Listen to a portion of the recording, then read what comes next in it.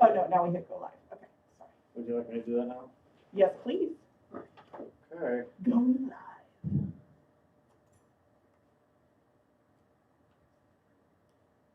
Okay. So then let's Do you see. need sound? Yeah, go ahead and unmute me. All right, good morning, folks.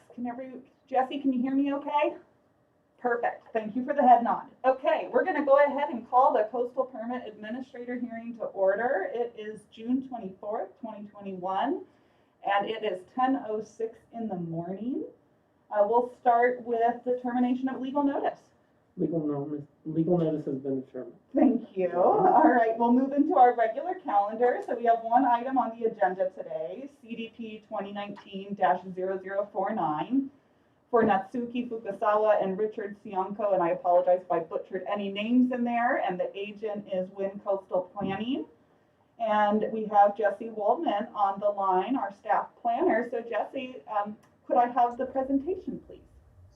Yes, thank you, CPA Abercrombie. This is Jesse Waldman, planner for Mendocino County Planning and Building Services. And today I'm presenting the Fukasawa Kyanko project, CDP 2019-0049.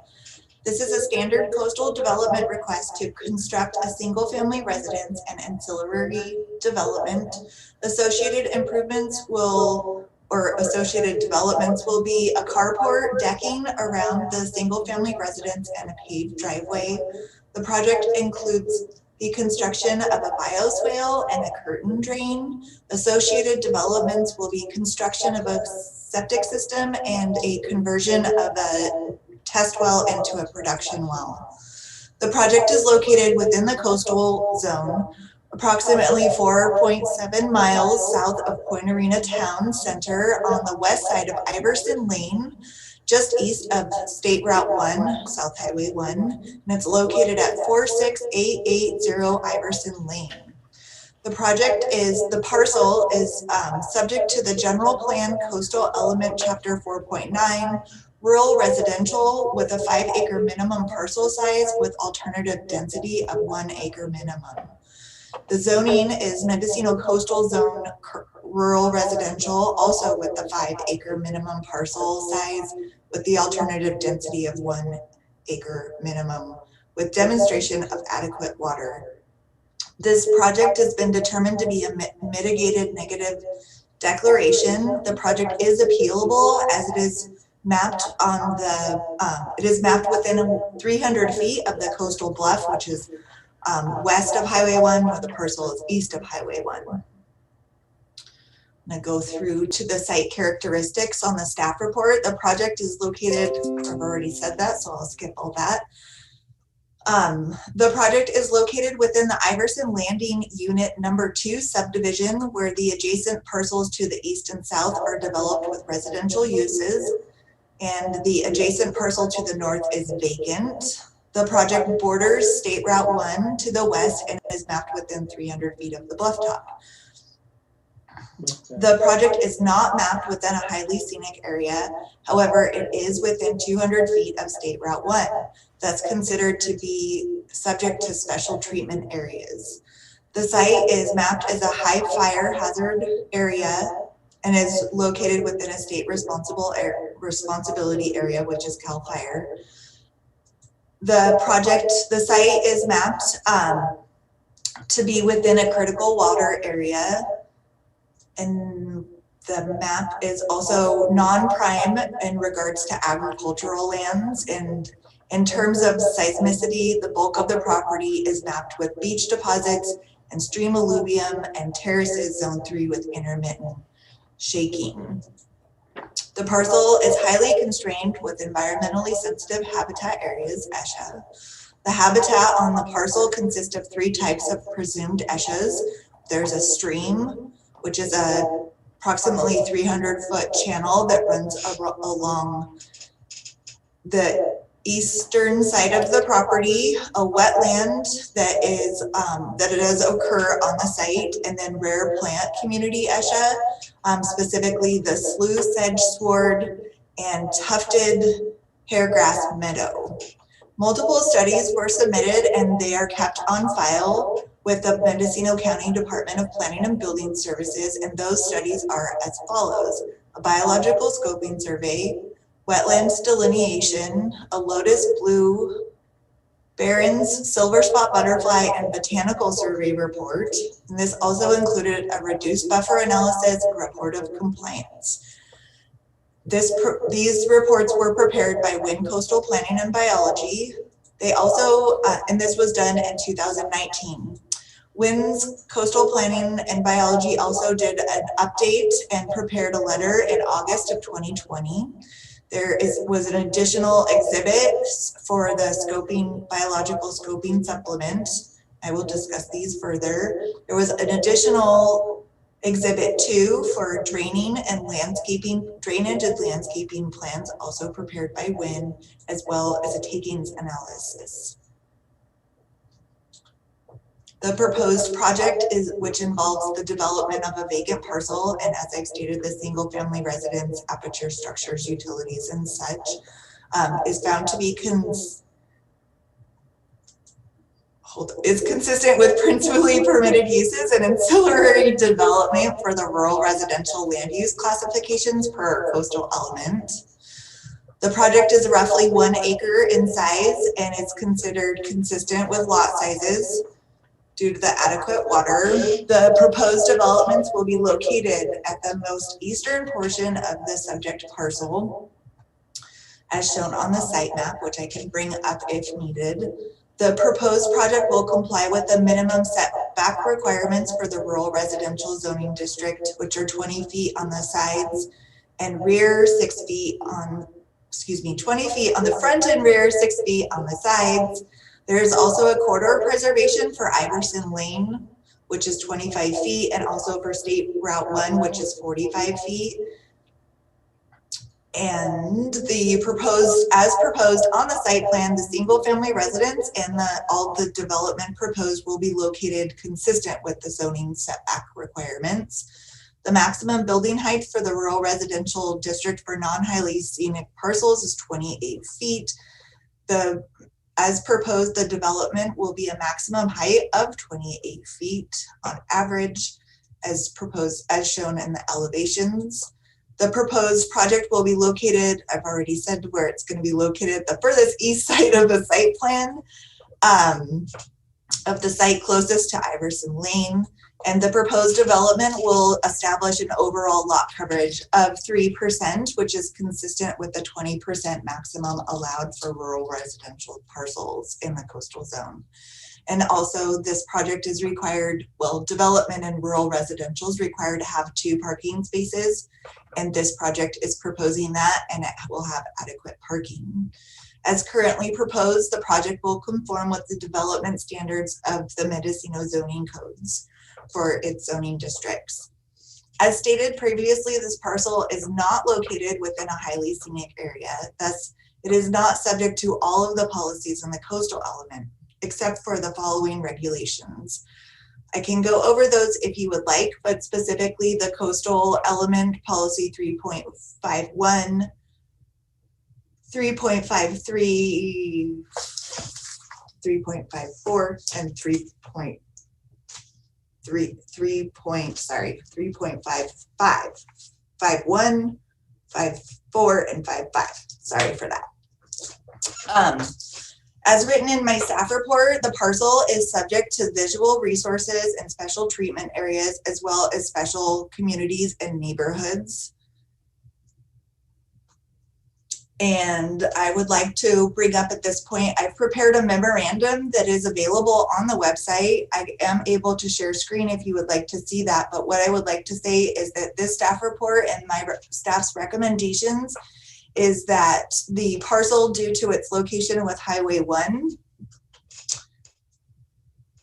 it's appealable area, and that it's located within the Iverson Landing Unit subdivision. It is subject to the zoning ordinances, and condition 9 and 10 are proposed to secure that the development proposed upon issuance of a building permit, that the exterior lighting and exterior finishes are consistent with the coastal element and the zoning ordinances for visual resources.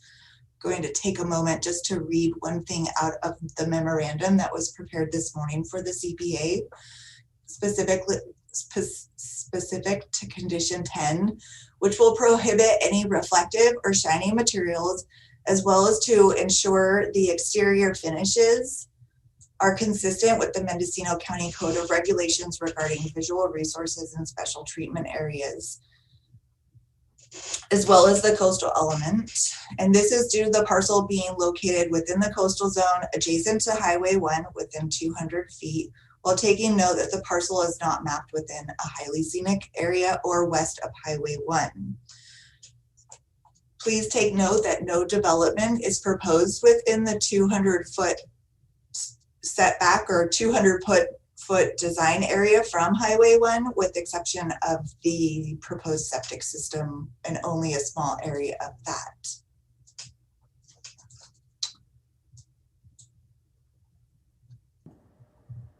All right, thank you, Jesse. Was there anything additional you want to add?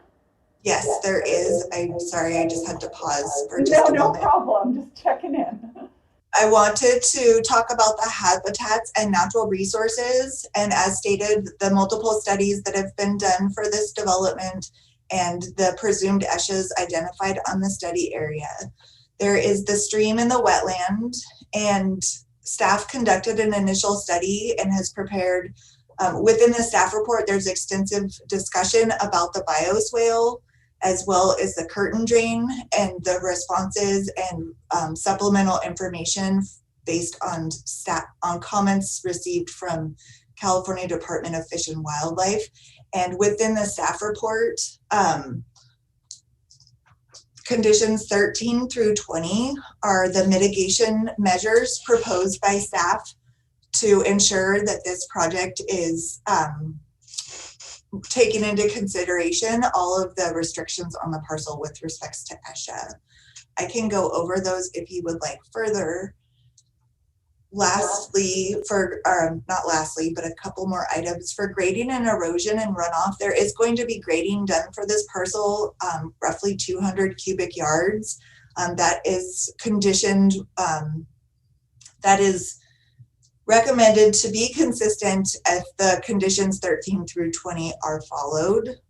And that would make the project consistent with grading, erosion and runoff standards. And that takes into respect best management practices. With respects to groundwater resources, there is a test well on site that's proposed to be converted to a production well. The bioswale and the curtain drain are also part of the help to establish a good septic system for this parcel. And conditions 11 specific is for the environmental health requirements that the septic system is issued prior to issuance of a building permit and finalized prior to final of any building permit for this parcel, as well as the mitigated recommendations 13 through 20. And if followed, the project would be consistent with the local coastal programs and the Department of Environmental Health requirements. There was an archaeological report prepared for this project, and the project was accepted by the Mendocino County Archaeological Commission in July of 2020. There was no additional recommendations required other than our standard discovery clause, which is within the staff report. Transportation was taken into consideration, and also the project was referred to the Department of Transportation.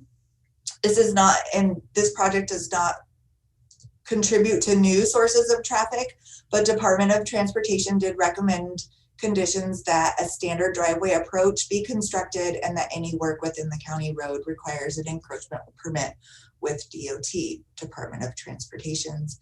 And the project is found to be consistent with the Mendocino County regulations and policies for transportation, circulation, utilities, and public services.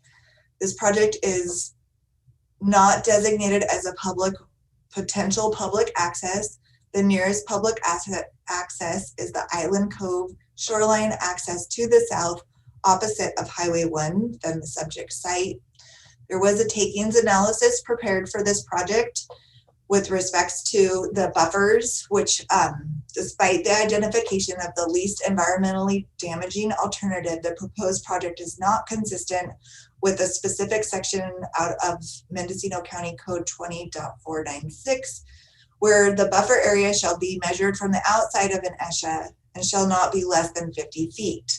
Due to the constraints of this parcel, the expectations of developing the parcel, conditions 13 and 20 are proposed to allow and monitor, allow as long as the conditions are followed for the development to happen. And I can go further over the takings analysis if you would like me to do so. No, that's all right. I've read through the takings analysis information. Thank you, though.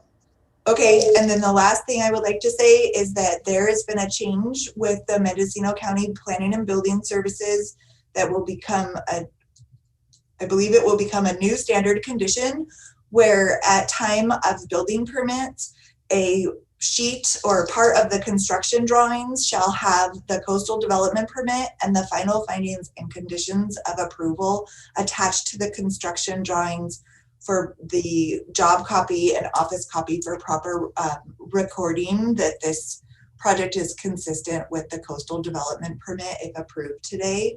And that is in the memorandum that was posted today. And I have emailed it to the agents and the landowners. Happened this morning. I was not able to confirm with them that they are in agreement with proposed condition 21. Staff is prepared, would like to recommend approval with the conditions and with the prepared memo for this project. And if you have any questions, I'd be glad to go over anything.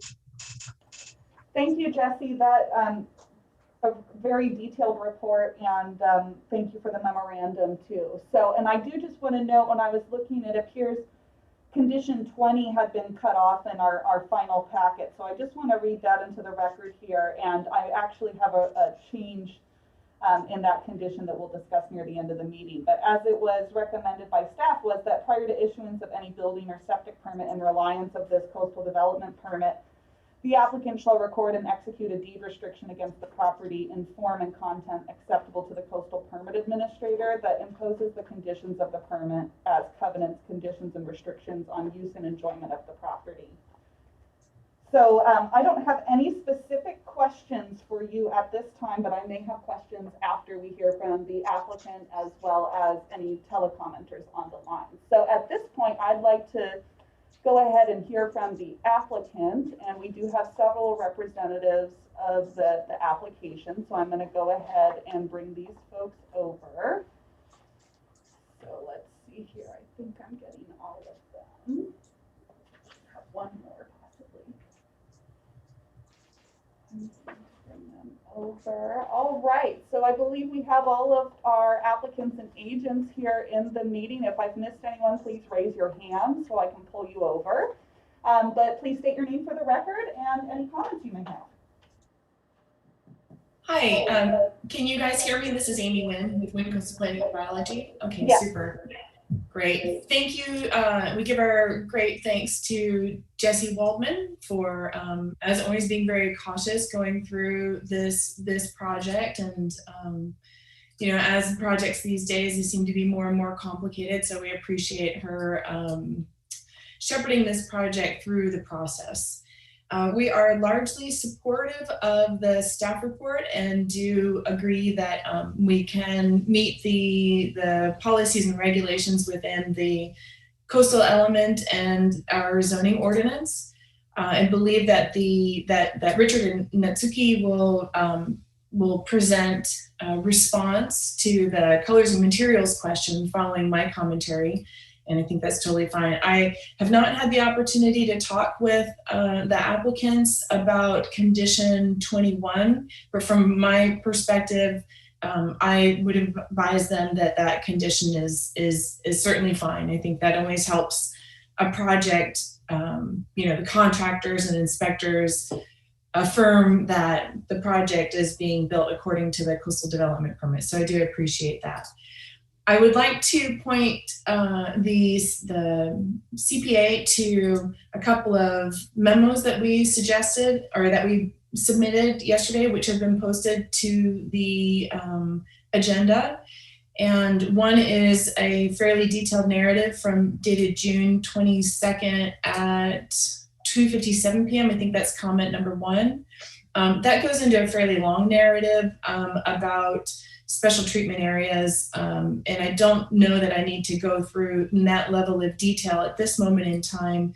And then my second memo that was submitted later in the day on June 22nd, which I think is win number 2, asks for specific revisions. So I'll just I'll do a quick overview about how I interpret the special treatment area in our general plan and our zoning ordinance. And as I read our coastal element and our zoning ordinance, the special treatment area designation is focused mainly on timberlands. And I know that once that language is sort of distilled down and shows up just in the zoning ordinance, it sounds like it applies to, structural development. But as I dig back into the coastal element, section 3.1 and 3.5, it really, from my interpretation, distills down to to addressing timber harvests.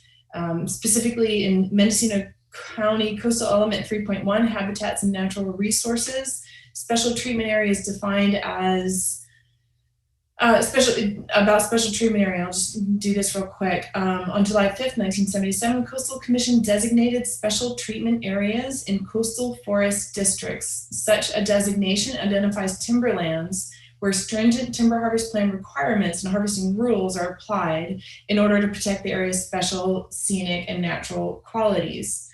And then special treatment areas were designated in 1977 to ensure the protection of natural and scenic resources while at the same time allowing management and orderly harvesting of timber resources. And they note certain areas within our geography that are within the special treatment areas. The one most relevant that comes into, that we take a little closer look at is that what's cited in the zoning ordinance, special treatment areas include a designated scenic corridor along both sides of Highway 1 from 10 Mile River to the Sonoma County line, blah, blah, blah, minimum width of 200 feet running parallel to Highway 1. With that paragraph extracted and showing up as only that paragraph in the zoning ordinance itself, when you read that, it sounds like it's talking about structural development, but pointing back to, the lead into that, it's really intended to address timber harvesting and wooded resources. Coastal, certainly the project does need to conform to visual resource policies that are not highly scenic. So Mendocino County Coastal Element Chapter 3.5, which notes that all development shall be sited and designed to protect views to and along the ocean and scenic coastal areas, to minimize alteration of natural landforms and to be visually compatible within the character of surrounding areas. So that's the measure that we will be complying with. And as such, the applicants are proposing, they've submitted yesterday their colors and materials to demonstrate what they are proposing, though I do believe that colors and materials, they could match what's existing in the neighborhood. I want to note that the highly scenic area regulations do not apply to this project, nor does section 2504020, which regards special communities and neighborhoods. The special communities and neighborhoods are listed in 2504020B, and those include Little River, Anchor Bay, and Gualala. Digging deeper into the Anchor Bay region, which is closest to the Fukasawa project, we see that it's actually described as being an area that's south of Fukasawa and the Iverson subdivision. The Anchor Bay Special Community and Neighborhood is a very small area, which is Getchell Gulch, down to on the south side to Fish Rock Road on the north, including all parcels with highway frontage on the east side of Highway 1 and all parcels west of Highway 1. Let's see. So specifically to our second memo, what we are requesting is two things regarding the well and just clarification on page 1 within the project description. The well is existing, and so in Jesse's narrative this morning, she did note that the request is to convert an existing test well to production. So that's super. I don't know that this is significant or not, but in the on page 12 and finding number 2, also regarding the well, it may be helpful to note that the well is existing, not proposed. Page 13, condition number 10. Pursuant to my commentary, my extended commentary a minute ago, I recommend changing the policy citation within that condition from citing policy 3.5-4 to citing 3.5-1, and then also deleting the citation of policy to 20504.015C, which is really about a parameter that doesn't apply to us. And then on page 14, there's condition 16B is left over from it appears to be left over from a previous project. It cites a condition that was required for a project in Casper and doesn't apply to this project. And we can discuss any of that further if you wish. And I do believe that Richard and Natsuki want to comment to present their colors and materials, if I'm correct. And that's the end of my comments. Thank you. All right, thank you. So we'll go ahead and hear then from the owner as well. So please go ahead and unmute yourself when you're ready and state your name for the record. Hello, my name is Richard Janko, and I'm here with Natsuki Fukasawa, and we are the owners of the parcel. And we'd like to thank you all for your time today. And we'd like to thank Jessie Waldman for her thoroughness and Amy Lynn for helping us over the last 3 years. It's been incredible. So thank you all for your time. We wanted to comment on the colors because one of our good neighbors has asked the question of what color our roof might be. And we're looking at a dark color, probably charcoal gray or burnished slate, something in the dark brown to grays spectrum. We will not be using white or a shiny material. We hope that it will be a matte finish. As far as the house goes, we're looking at natural wood tones with darker accents. So we hope that that will fit in with, and I think it does fit in with the existing buildings in the immediate region very well. So hopefully that will alleviate any anxiety or any nervousness about our project. So thank you very much. All right, thank you. So with that, hearing both from the owner and the agent for the project, I'm going to next go ahead and open up the public hearing, and we're going to hear from, we do have a telecomment request that was submitted for this item, so we're going to bring over the telecommenter. It looks like we have Eric Munt on the line here. So Eric, we've just brought you over into the meeting here. When you're ready, please go ahead and unmute yourself and state your name for the record and begin your comments. Let's see, can you hear me? Yes, we can. Okay, yes, my name is Eric Munt, and I live a couple properties up from where the owner applicant's new house will be. And I also own the lot with my wife across the road, Iverson Road, from the property.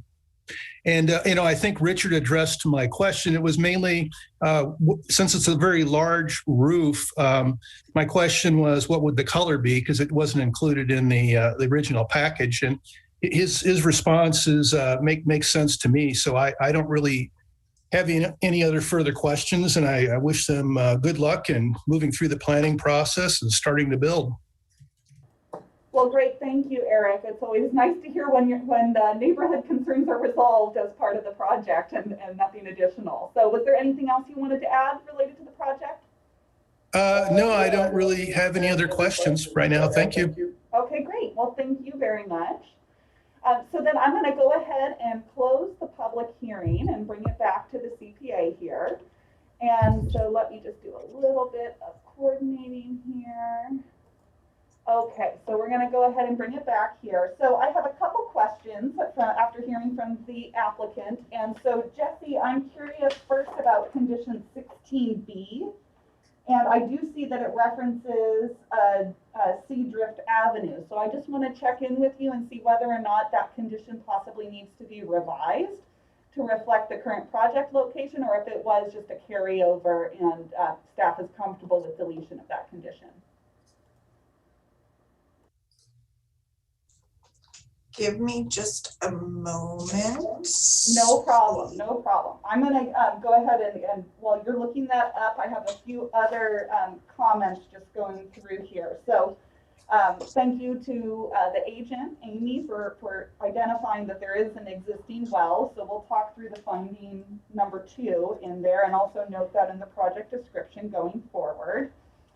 And then while we're looking into condition 16B, I appreciate staff's memorandum from this morning, and I do agree with adding condition 21. However, I would like to add in the parenthetical that says printed on the plan submitted, at the beginning of that saying attached to or printed on the plan submitted. And I can share this with you, Jesse, after the meeting as well with any of these corrections. So I think that would provide, so that way if they've already prepared their construction drawings, they can attach these conditions and they'll still be part of that building permit record. And then additionally, on condition 20, I would just like to change the timing component of that condition to prior to final inspection or certificate of occupancy of any building or septic permit in reliance of the coastal development permit. But I do want to check with staff to see if there was any commentary from resource agencies that may be in conflict with as well.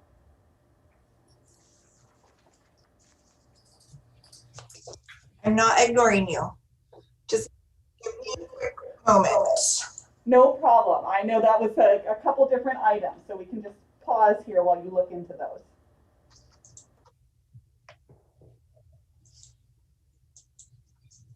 So Jesse Planner from Mendocino County Planning. I do see the error on 16B.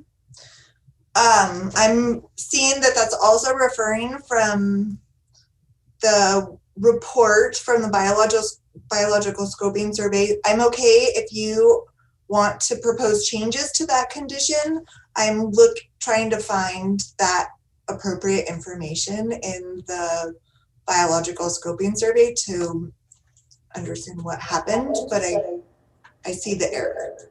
Sure, and I see that we have the agents raise their hands. So Amy, do you have any additional detail to add on that? Hi, yes, thank you. Amy Win-Win, Coastal Planning and Biology. 16B is a condition that we believe is no longer pertinent to this. It is a condition that's not pertinent to this project for 2 reasons. One, the entirety is kind of most of it's a cut and paste from a previous project, and specifically U.S. Fish and Wildlife returned commentary saying that the vegetation on the property, the Harlequin lotus and the early blue violet on the neighboring property are due to our findings in our butterfly surveys being in the negative. We did not find any of the endangered butterflies, that there was no need to protect those plants were not considered environmentally sensitive habitat area. The early blue violet is located off of the property on a parcel to the north, and the Harlequin lotus, the majority of those plants are within the already protected area in the property anyway.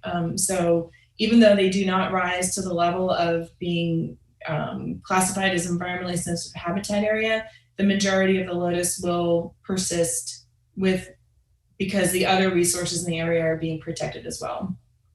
So therefore, because U.S. Fish and Wildlife said that they're, agreed with our findings, there are no rare butterflies on the property, that we believe 16B can be deleted without any impact. And staff, do you have any comment on that after looking at it? I do, thank you. I agree that 16B could be removed. Thank you.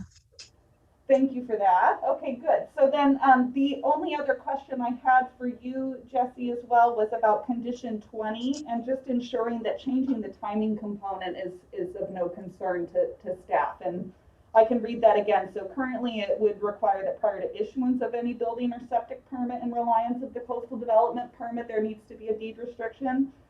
And I would like to change that to being prior to final inspection or certificate of occupancy. Does that seem acceptable? Okay, great. So, and then the one other condition that I was looking at, and I appreciate the agent's comments on this, is condition 10.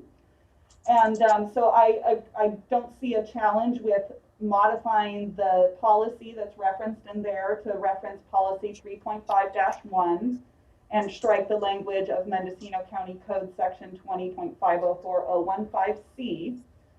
And I think with those changes, that should resolve any concerns related to that condition, and we'll still require that the owner and applicant provide an exterior finish schedule that's consistent with county policies and codes. And 3.5-1 really requires that any development within the county be subordinate to in conformance with the character of the setting within the coastal zone, and it's a consistent sort of requirement throughout the coastal zone. One additional sentence I would like to add, and I'd like to check in with the agent and the owner on this if they're comfortable with this, would be adding a line at the end of that would state that the exterior finish schedule shall be similar to the colors and materials provided by the owner on June 22nd, 2021 via email.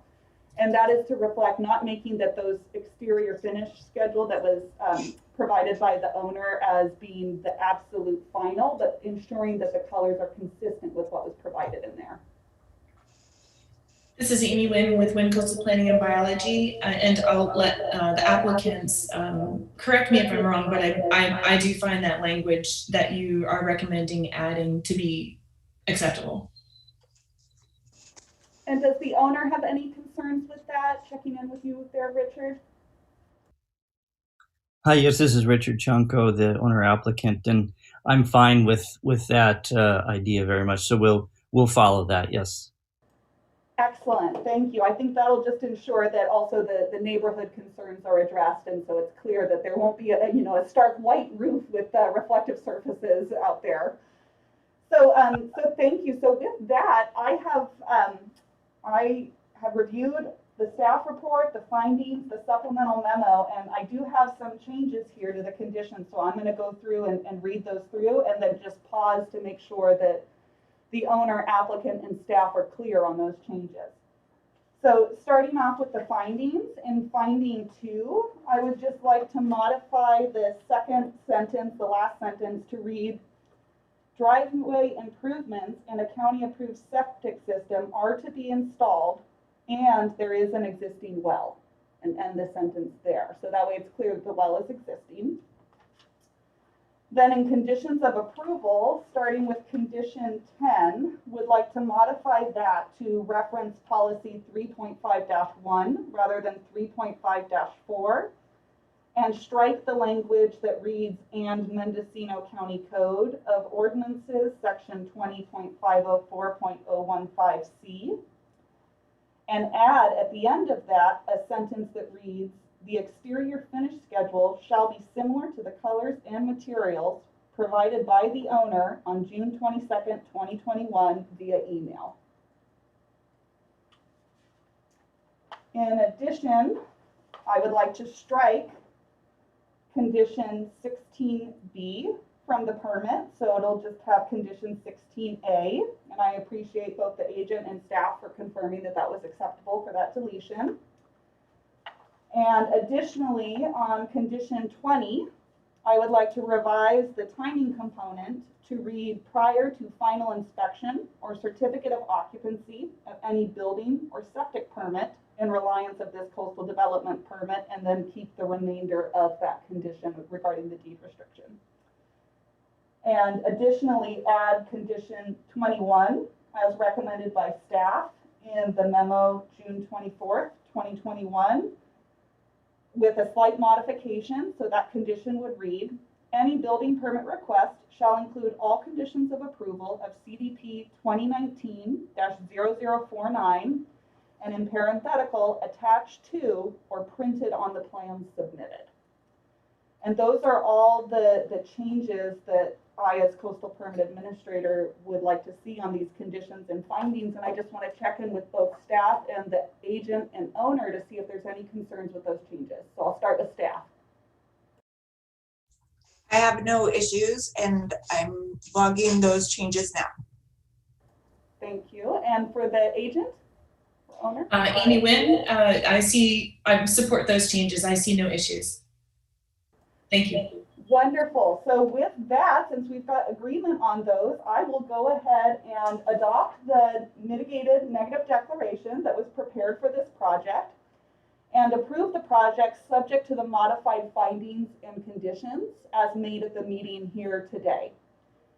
So with that, the project is approved, and you do have 2 appeal periods associated with this project, the first locally with the Board of Supervisors and the second with the California Coastal Commission. Great. Thank you, everyone. Thank you so much. Thank you. All right, so that concludes item 3A, and I want to thank staff as well for their excellent presentation on this and excellent staff report and detail. So I'm going to then look to staff and say, are there any matters from staff under item 4 on our agenda? No, I'm seeing a head no. Okay, thank you. No items, thank you. Thank you. And any matters from the public?